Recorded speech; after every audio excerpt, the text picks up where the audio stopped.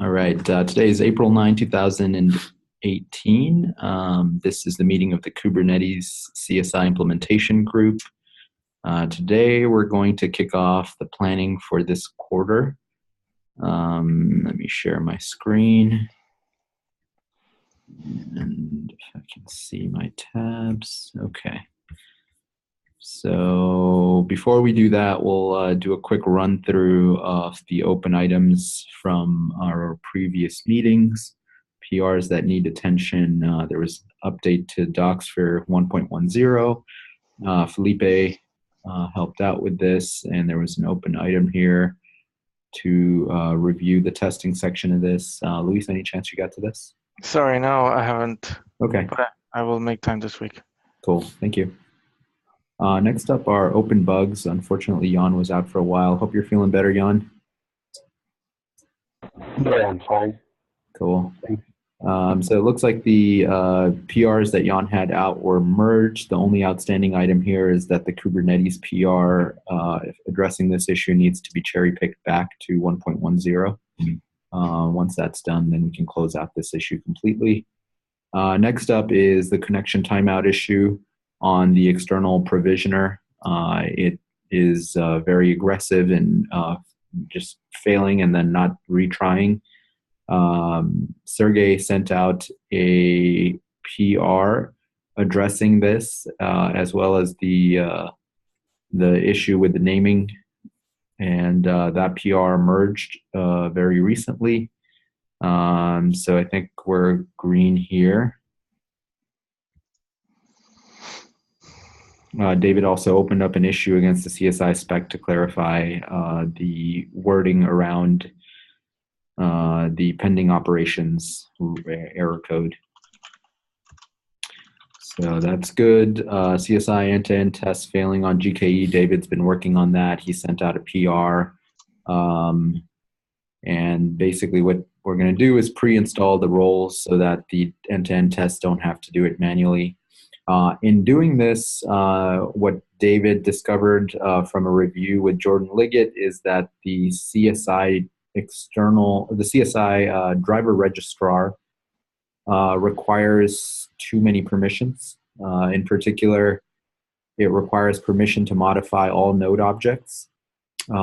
Jordan indicated that this is problematic because if anything on that node is compromised, it could use the credentials of the driver registrar container to modify any node object in the entire cluster, and that is problematic.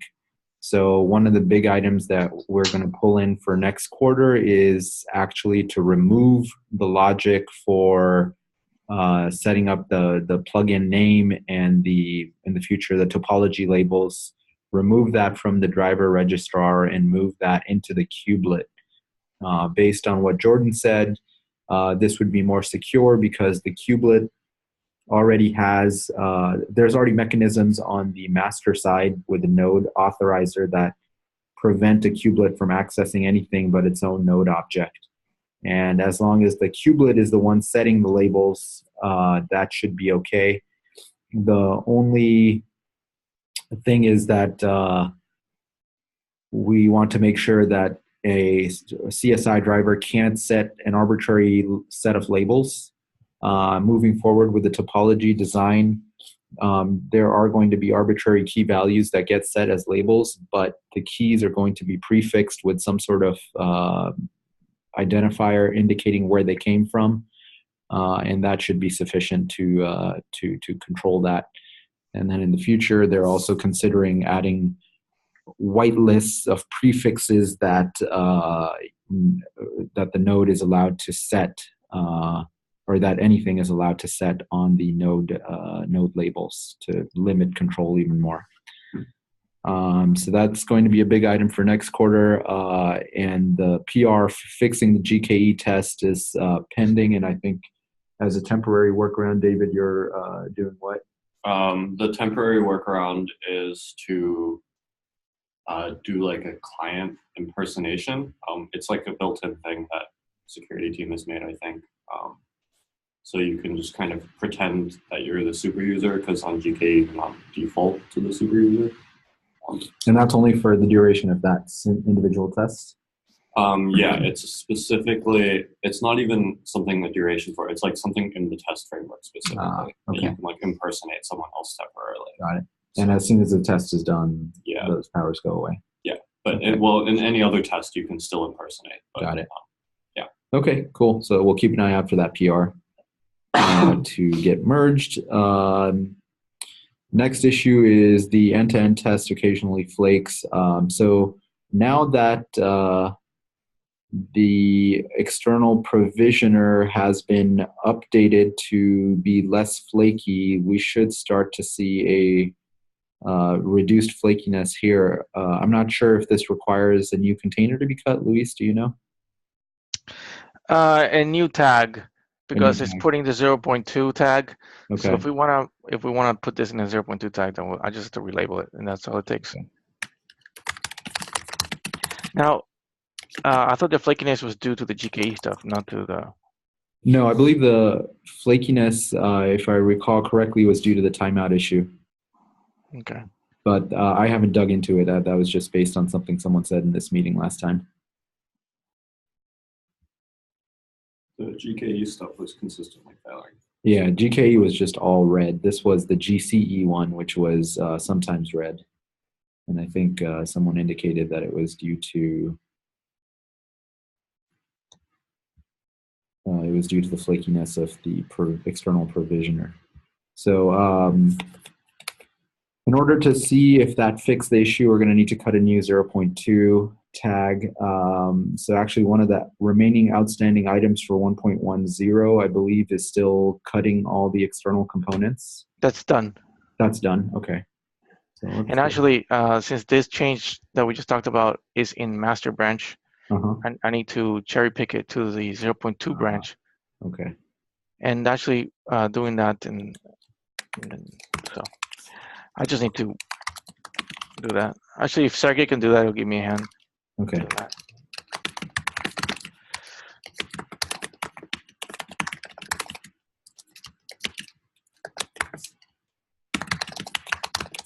Because the thing is, once I build it for 0.2, I have to build it by hand. I don't use Travis. Travis is for master branch only for Canary. Got it. So, Sergey, are you on the line? Yeah, I'm here.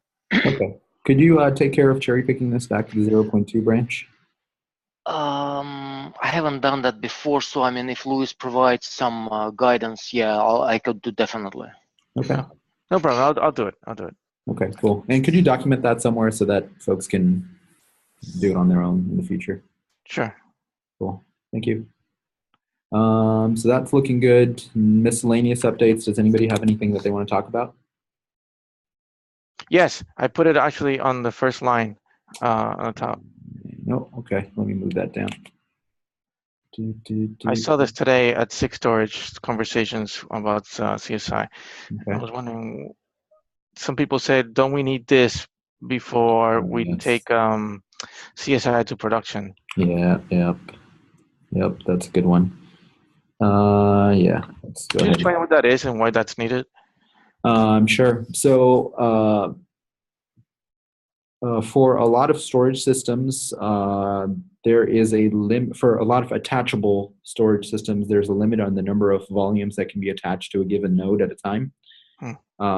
So GC has a limit, AW has a limit for EBS.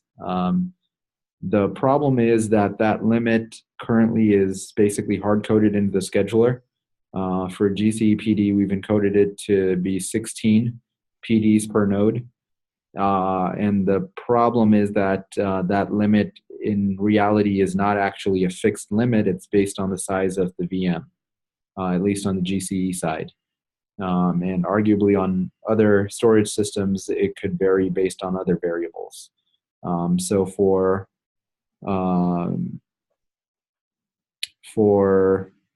we need to be able to support dynamic limits, meaning if a particular VM is larger on GCE, we should be able to enforce a higher limit than something with a smaller VM, and similarly on AWS, whatever mechanism they have for limits and other storage systems have for their storage systems, we should be able to support that.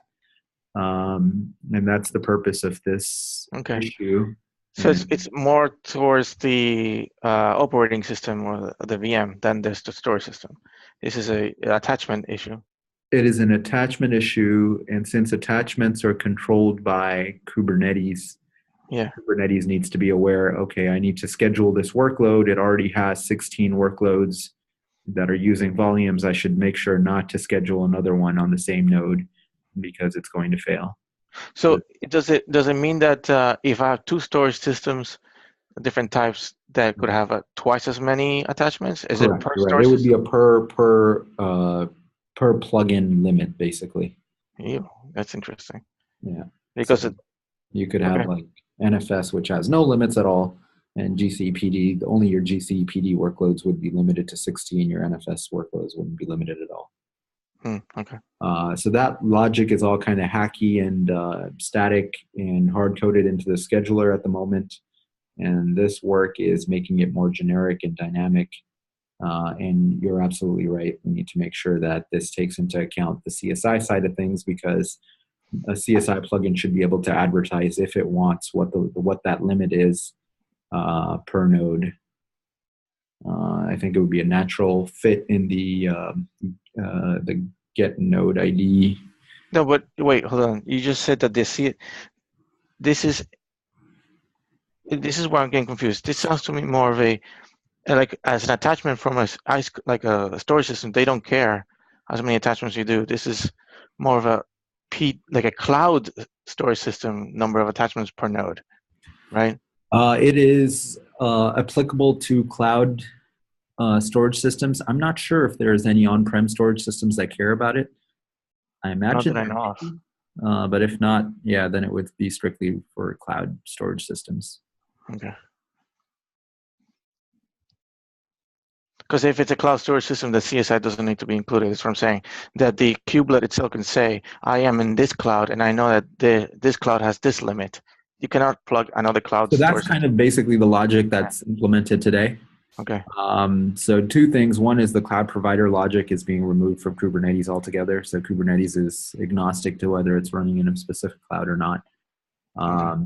And second thing is, just because it's running in a specific cloud doesn't necessarily mean that there's one limit for that cloud. There might be a range of limits, and figuring that out becomes much more challenging from purely inside Kubernetes. So it'd be better to have some mechanism by which the storage system just says, here's the limit for this node, please enforce it. And if there's no limit, don't say anything. Okay. But yeah, great point out. Go ahead and add that to the list there.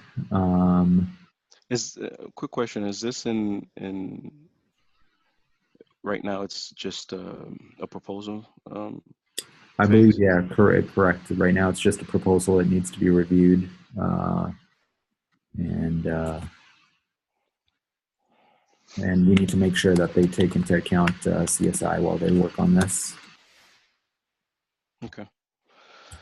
All right, cool. So before we continue, I wanted to run through the open items for 1.10 and make sure we close them out. Updating existing CSI drivers, Flex Volume and iSCSI, I believe, are still outstanding. I'm not sure if Chakri is on the call, but we might need to get someone to pick that up next quarter. Cutting 0.02, Luis, thank you for getting that done. So this should be completed and we can drop it. Test and continuous integration, we decided for the end-to-end test for GCPD. Just waiting on some outstanding items, but it should be, I should be able to get it out this. Cool. And we'll leave all of that.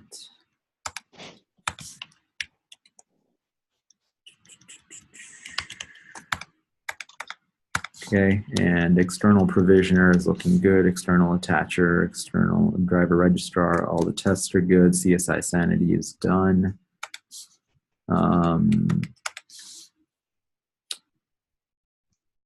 And moving CSI spec to repo, is that an item we want to pick up for next quarter? Yeah, I tried to bring it up at the last container CSI meeting, but we ran out of time. So Okay. I'll try to bring it to the next one. Cool. So we'll go ahead and move that. And for the drivers end-to-end tests, we can move that to the next quarter as well. Okay. So it looks like we're just tracking a handful of issues to finish up 0.2. All right, so the list of items that we have for Q2: block volume support, topology support, Cubelet device plugin integration, snapshots, pull driver registrar labeling logic into Cubelet, which is what we just discussed. Find a permanent home for unowned important drivers, dynamic volume, maximum volume count integration, and moving the CSI sanity stuff to the spec repo.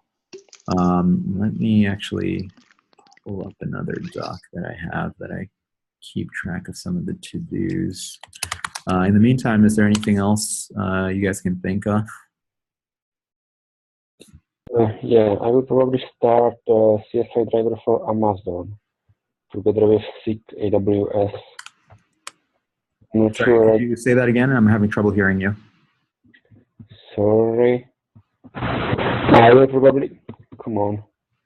I will probably start CSI driver for Amazon.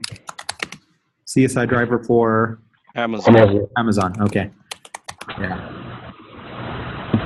Yeah, I kind of bundled that under the find a permanent home for unknown important drivers. Yeah, it's probably worth calling out as a separate item. Okay.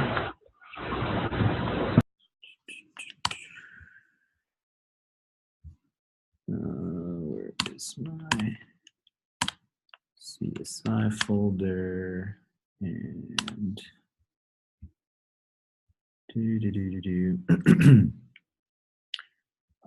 so another big item will be in-tree volume deprecation design.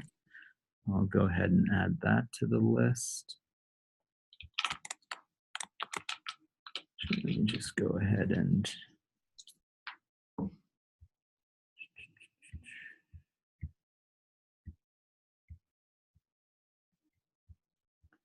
so the idea with that one is we need to come up with a plan for how we're going to migrate the in-tree volume plugins to CSI. The reason this is important is because the cloud provider plugins, there's a big push to get them out of tree, and CSI is probably going to be that mechanism, and we need to do this in a backwards compatible way. So this will be a big design. Well, to make that happen, we need to support the inline volume first, import. Yep. So with CSI, we made a very conscious decision to stay away from inline volume. Yeah, I know. So this will be definitely a challenge. I wonder if we can get away with something like, if you use an inline volume, we will do the translation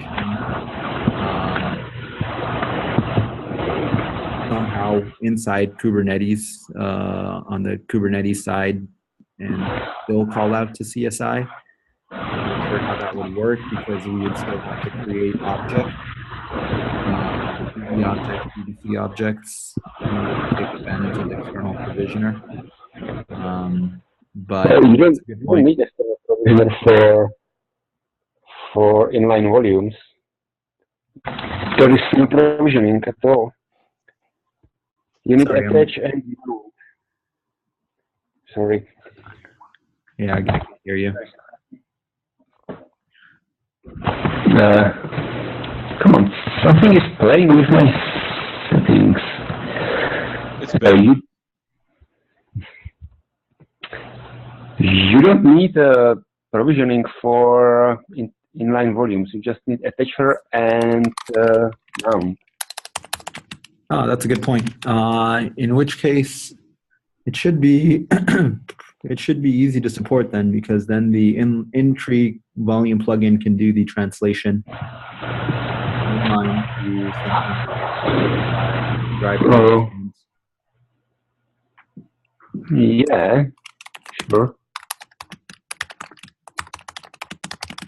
I would like to have like 2 points, the replication one and the second one for the inline volumes, because my opinion is something else. And what was the second one? The inline volumes. Once we have the inline volumes, then we can move the replication. And the translation will be the same for PVs and for the inline volumes. So I don't think we should add inline volume support to CSI. So for example, the CSI API that we expose, the CSI volume source, we only have a CSI persistent volume source. I think we should leave that as is. We're going to consume a driver through the native CSI Kubernetes API. You do not get inline volume support. But how do you do the translation then?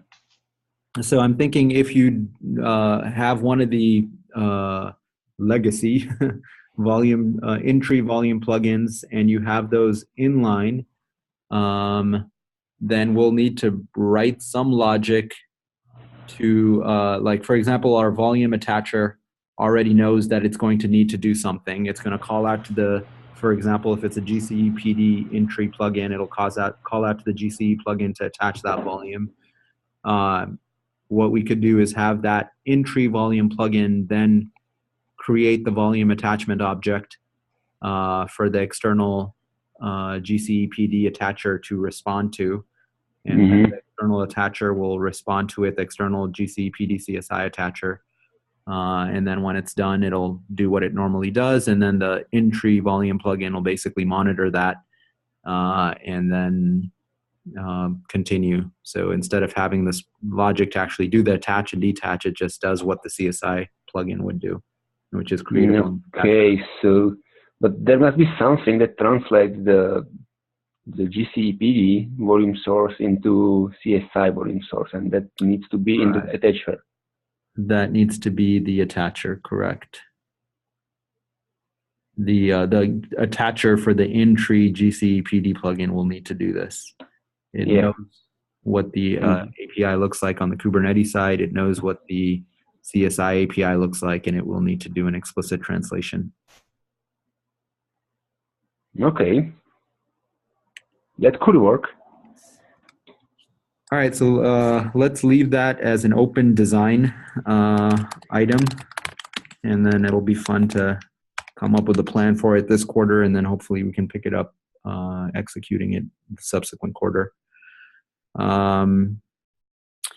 Be able to handle ephemeral volumes. I think this was an item that we had last quarter that we didn't get to verify that the current CSI design can handle that. Registration, discovery of newly deployed volume plugins, we already have that on the list. How to use CSI to handle how many volumes per node a plugin supports. Luis just pointed that out. Types of volume plugins to support. So block is on the list. File we already support. Local we haven't really considered, and ephemeral I added to the list. So let's say verify, be able to handle local volumes. Is an ephemeral volume the same as an empty dir? A local volume? No, an ephemeral. Ephemeral volume, yes, it is an empty dir, or it could be, for example, a secret volume, which is an empty dir with some pre-injected data in it. Okay.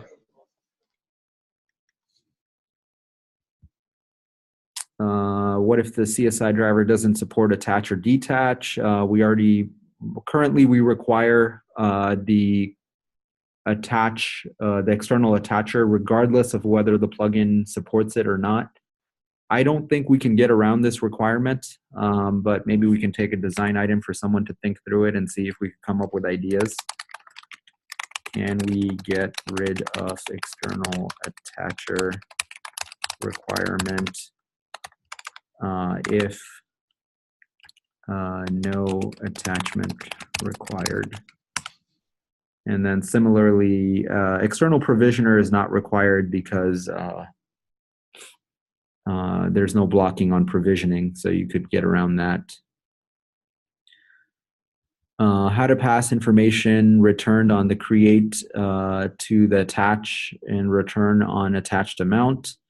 We already have the info objects that are passed between these calls.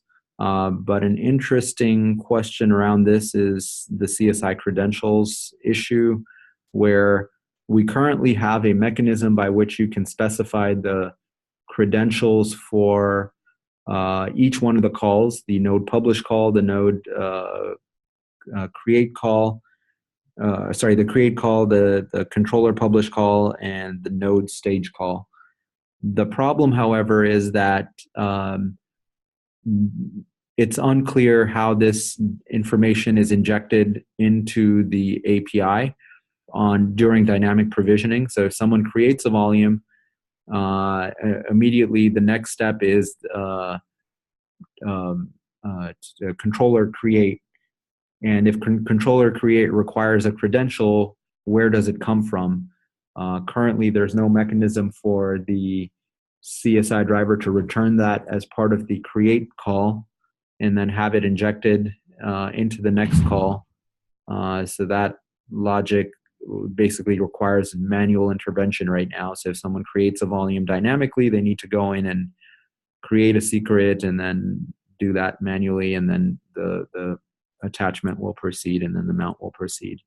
So that's something we should think through. I think I have it at the bottom here. Yeah, so we'll get to that.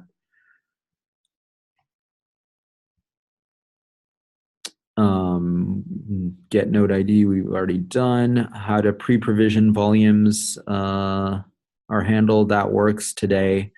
Require permissions for various components that we already worked on. Max number of volumes per node. We have that on our list to do. So for beta, CSI credentials, we addressed bypass attach for CSI auth. We didn't get to that. Have CSI require fully qualified names. We already did that. Registration of socket with Cubelet is on our to-do list. Be able to handle ephemeral volumes is on the to-do list. Device mount call is done, so we're good there. Move mount propagation to beta is also done. Deploying external components to GCR.io is something that we are going to take care of internally. Topology is in the works. Block device is on our to-do list. Node authorizer is done.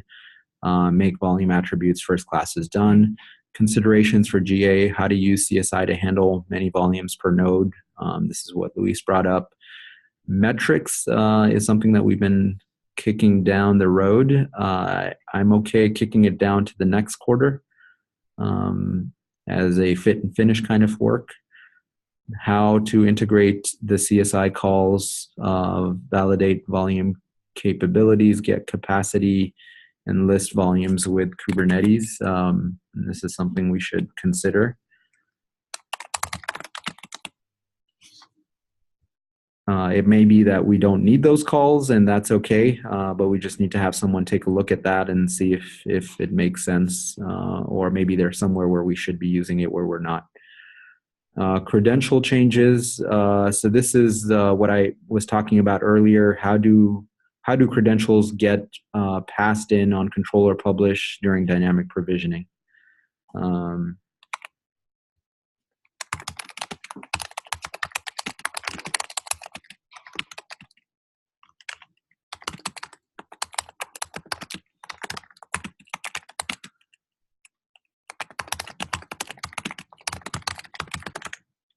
So that's worth thinking about and may possibly require changes on the CSI side.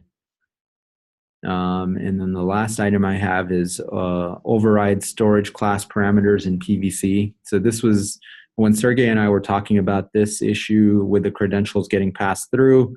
What we were proposing was that in the create volume response, there could be an optional set of additional credentials that are returned by the storage driver. Credentials that should be used for controller publish, for example.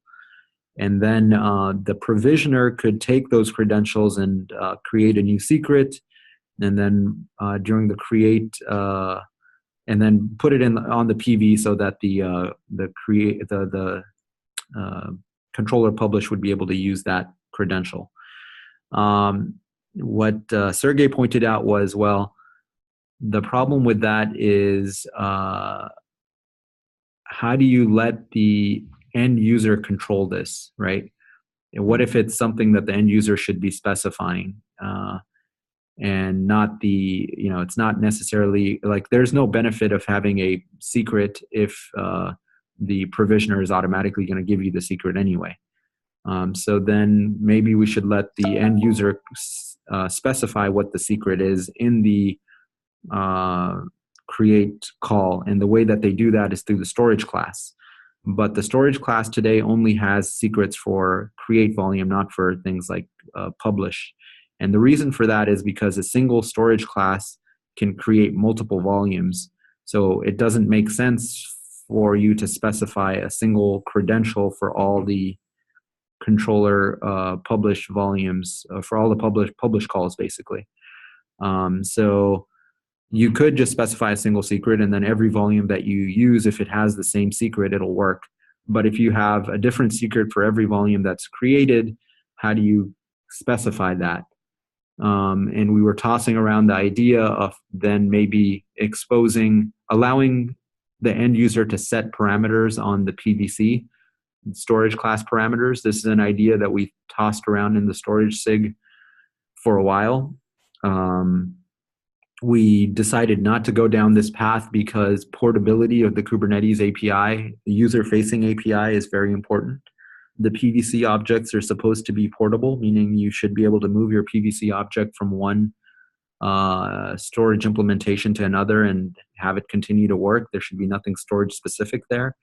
But we were thinking if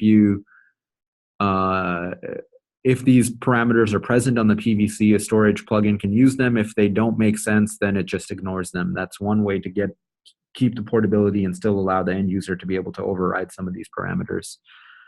It's something to consider. We don't have to do it immediately, but might be worth discussing in the context of this last item. Yeah, I like the PVC idea because that's what the user controls. Yeah, it's just weird because we need to make sure that we don't break portability. That's critical for Kubernetes, right? So yeah, I understand that. Maybe something new, but I'm sure we'll figure it out. Yeah. So those are the items that we have for 111.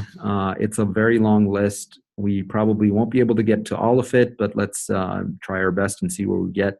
Let's quickly go through and assign the items in the next 5 minutes or so, and then we can reconvene on Wednesday to flesh this out and clean it up and reassign and rebalance if we need to. So block volume support, Vlad, you've indicated that you're interested in working on this. Is that still okay? Yeah. Cool. Topology support, I will work on this unless somebody else is keen on it. Okay. Cubelet device plugin integration, Vlad, you're also signed up for this. Are you okay with that? Yes. I think Cool. those are two big ones. Snapshots, Xing has been working on it, and she already has a PR out on the CSI spec for this, so she seems like the owner for this. Pulling the driver registrar logic into Cubelet. Who's interested in working on this? I could give it a try.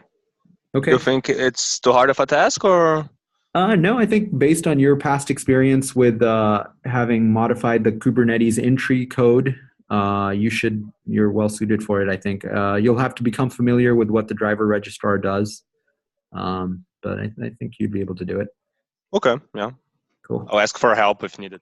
Perfect. Thanks, Felipe. Yeah.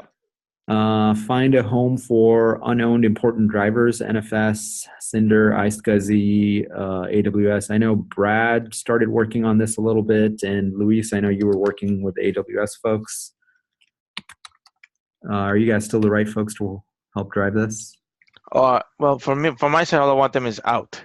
So I think it is this is what I think maybe we should change it to, is that we reorganize driver's repo, and this is a symptom of that, right?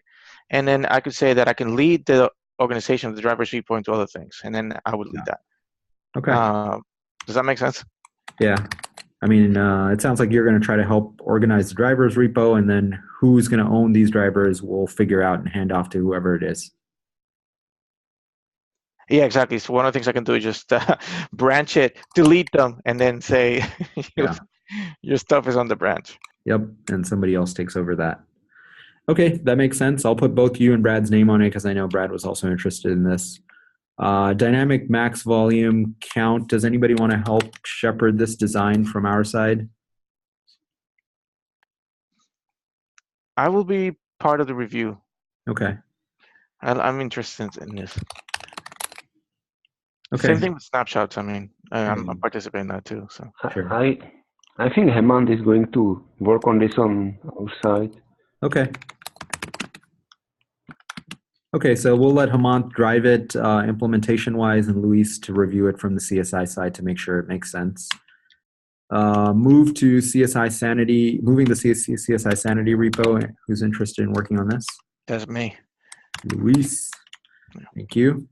CSI driver for Amazon, Brad and Luis. Design entry. Just one thing. That's actually Jan's. He said he was working on AWS. Oh, yeah. okay. So we'll go ahead and sign Jan on that one. Jan, can you work with Luis, because he got in touch with some AWS folks to see if we could host this in an Amazon repo? Sure. Cool. I will send you the email of the person. Next up is entry volumes will be deprecated. Come up with a design for how to do it. Think about inline volumes, all this kind of stuff. I'm interested in that. So I think David wants to help design that. Is anybody else interested in helping him with this? I can be on that too. Just because I think this is more documentation, right? This is a design, so a design document will come out of it. I'm going to assign David as the primary on this, and then Luis, if you're interested in helping review that, that'd be great. That's fine too. Okay. I was just thinking that as a developer of some of these drivers, they may go into the Kubernetes documentation, the Kubernetes CSI documentation that we have. So we may have need to provide this is the steps you need to go through. Absolutely. Right. So that's why I think that one of the outputs of this project is also documentation. So. Yep. Completely agreed. Okay, so next up is verify ephemeral volumes can work with CSI. Anyone interested in playing around with this and seeing if this is possible, or if not, coming up with a design to help make it possible?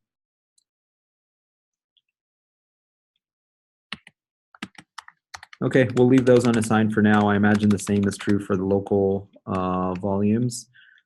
Can we get rid of the external attacher requirement if no attachment is required? Anybody interested in working on that? Well, what's it going to do? So the work here that's a is volume attachment problem, right? Sorry? Just a design. That's a volume attachment issue, right? It's a volume attachment issue. Right now we have an unnecessary step. I don't think there's a way to get around it, honestly, but if someone can come up with one, I'd be open. I mean, the requirement is that you have to implement attach detach as part of your implementation right now.